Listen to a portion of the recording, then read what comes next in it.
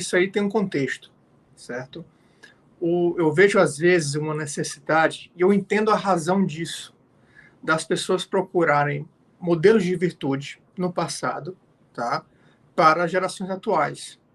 Então, por exemplo, assim como a gente tem Dom Pedro I, né, Independência ou Morte, aí depois Zumbi e tal, nanã, as pessoas tentaram encontrar figuras heróicas na história do Ceará que pudessem servir de modelo de virtudes atualmente.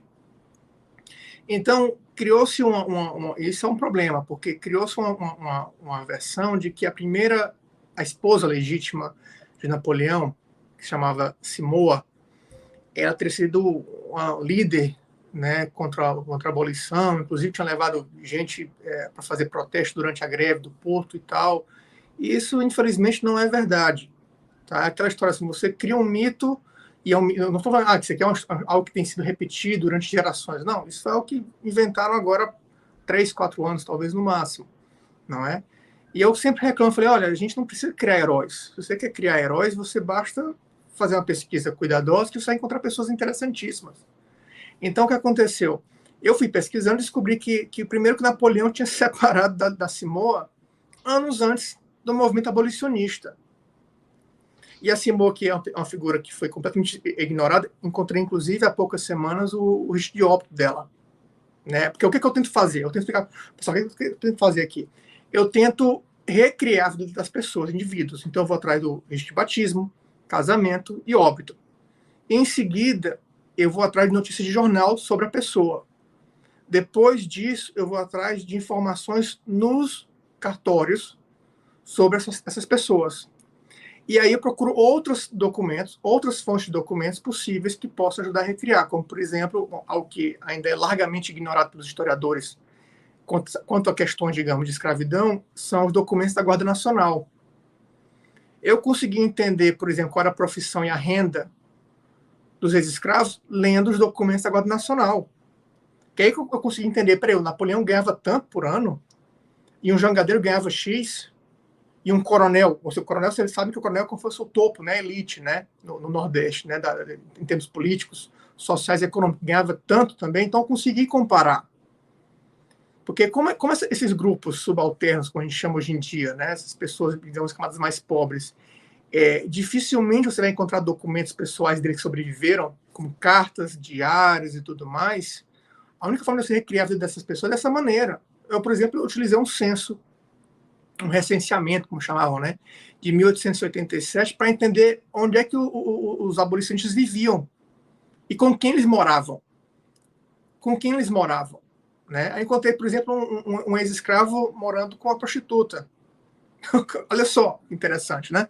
Então, assim, voltando à sua pergunta, eu estou só dando esse contexto geral para você entender assim, como é que eu consegui fazer a parte, digamos, historiográfica, a metodologia que eu utilizei para recriar a vida dessas pessoas. Então, eu descobri que a Simoa não faria sentido ela ter tido uma participação, porque ela não é mencionada nem em fontes contemporâneas e nem posteriores como tendo envolvimento no movimento abolicionista. Certo? Por outro lado, eu descobri a existência da Luceta, como você mesmo falou, que era ignorada por completo. Se Napoleão era figura obscura, a primeira biografia do Napoleão fui eu que escrevi, foi publicada agora, ano passado, na revista do Instituto Ceará. Eu até sugiro que procurem, é a edição do ano 2020, né? Apesar de ter sido do ano passado, é 2020. Então, a primeira biografia com 30 páginas foi eu que escrevi. Nossa, vamos em 2022 já. E aí o que aconteceu? Eu consegui entender quem era a Luceta. A Luceta era ex-escrava, ou escravizada, né, como usam no Brasil ultimamente, como Napoleão. Não é? Ela não era uma mulher, digamos, que é dependente do marido. Olha que coisa fascinante. Ela, trabalhando duro, conseguiu abrir o próprio negócio dela, como dona de uma taverna, certo? Ela tinha recursos próprios, e tinha, digamos, ela vendia também, como posso dizer assim, objetos de móveis, tal, feitos à mão. Provavelmente era o Napoleão que fazia, né, mas ela também tinha papel nisso, certo? Então, assim, você via que era uma mulher economicamente independente. E ela também teve a participação no movimento abolicionista, nas cerimônias e celebrações que haviam, em que as pessoas angariavam dinheiro para ajudar. E isso é importante entender, porque a gente parte do pressuposto que a mulher não podia votar, então a mulher não tinha participação política. Aí vem outro problema, é que boa parte das fontes primárias do Ceará se perderam. No Ceará, ao contrário do Rio de Janeiro, por exemplo, de Pernambuco e Bahia, nós não temos muitas cartas pessoais de figuras históricas. Você não vai encontrar. Raramente você tem alguma coisa. Então a gente não sabe o que se passava na vida íntima.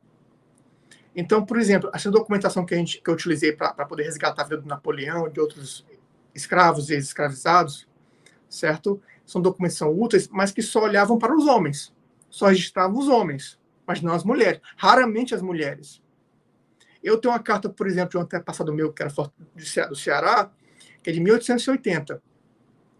Ele escrevendo para a então noiva dele, e falou: "Olha, mandei para você um jornal falando sobre uma violência, uma violência que aconteceu na eleição em Pernambuco."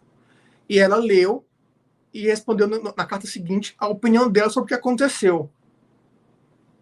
Ou seja, isso mostra que a mulher, apesar de a mulher, eu vou até assim generalizar, espero que me perdoem por isso, mas a mulher não participava sim, podia não ter, digamos, direito ao voto, direito a assumir um cargo político, mas elas não eram alheias ou desinteressadas. Elas liam jornais da época, elas comentavam sobre política, elas participavam. Uma prima desse meu antepassado era inclusive abolicionista. Uma prima dele foi membro da vertente feminina da Frente Libertadora e casou inclusive com uma abolicionista da Frente Libertadora. Então você vê que a participação das mulheres é muito mais complexa. Elas não eram enfeite. Elas não chegavam lá na cerimônia, digamos, numa praça pública, né, com quiosques e tal, vendendo comidinha, o que foi e tal, vamos juntar dinheiro, e apenas com um enfeite de beleza. Tá aqui a minha mulher aqui comigo, aqui, só me acompanhando. Pelo contrário, elas tinham participação ativa. E como eu mencionei anteriormente, a mãe do Nascimento, a sogra dele, ajudava a esconder escravos. E eu tenho a suspeita de que mais mulheres são envolvidas nisso. Eu vou descobrir agora, quando eu for no Ceará. Eu vou no Ceará em julho, eu vou tentar descobrir. Eu sei qual é a fonte que eu tenho que procurar. Que outras mulheres também participaram também. Então você pensa, pelo amor de Deus, eu não estou aqui dizendo aqui que as mulheres eram feministas, que as mulheres tinham uma mentalidade, digamos, de 2022. Eu não estou falando isso. Nem que as mulheres estavam, nós mulheres temos que ser iguais aos homens e tal. Eu tenho que entender o contexto da época também. Claro, eu não posso ser anacrônico. Mas é um erro você achar que as mulheres daquele período eram indiferentes, ou eram ignorantes, o que fossem. Não eram.